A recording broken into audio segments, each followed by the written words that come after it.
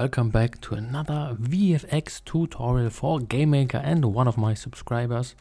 Hopefully you are a subscriber of mine. Just asked me, hey, one up indie, in this video, how did you do this background thing? So without the instances, basically kind of this wavy thing with a gradient and then this glowy part in the middle, and then it appears to be like kind of a little bit of like an ocean or something like this. So basically the sea, and then here this is the skyline. Imagine it, just something in between. Well, kind of easy, so let's actually do this. So let's tilt it all to 0. No. Tilt it all to 0, and basically we just need 3 effects, which are the gradient, the underwater, and the vignette. But of course not with the default values, almost not the default values.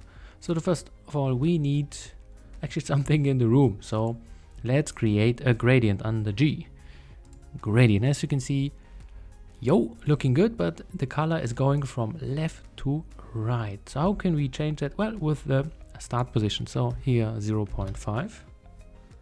I said 0.5. Okay, good. So you're not reacting to me. 0.5. Here we go. 0.5.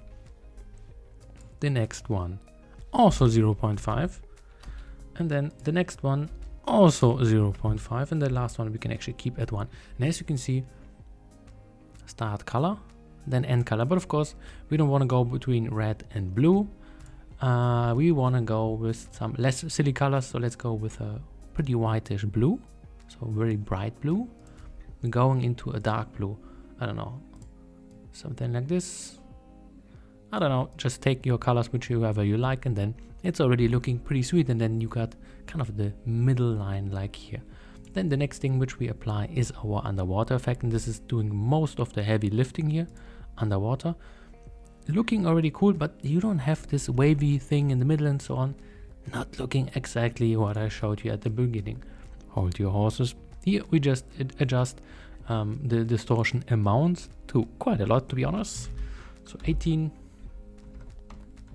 to 9, and then you could actually be finished, but let's go with the chroma speed, because why not? And then here 2, and then it's already looking cool. And as you can see, the effect is actually applied everywhere, but on the light parts not so much, and on the darker parts yes, because well, we're having these specific things. And of course, if we like, we can actually tint our color, so we can go tint it a little bit, not looking all the time good, because our background colors are bluish. So for example, if you go with other colors and then tint it, different results will be coming out. But as you can see, we are 2/3 finished. Then we just apply our vignettes, and this is where the magic is coming, and that's it. That's the whole thing. So easy peasy stuff, pretty cool for, I don't know, presenting some loot boxes, some treasure, whatever, just as a pretty neat effect. And then of course the vignette is doing its work, and the underwater effect is doing its work also. So for example, I don't know, let's pick the vignette but not the underwater effect. Still looking interesting, but of course all 3 in combination, chef's kiss here. And everything looking pretty sweet. Of course, I guess you can do even more shenanigans, but for that short video of 3 minutes, 4 minutes now, that should be more than good enough. Hopefully that answered your question, and see you the next time. Have a good one. One up indie.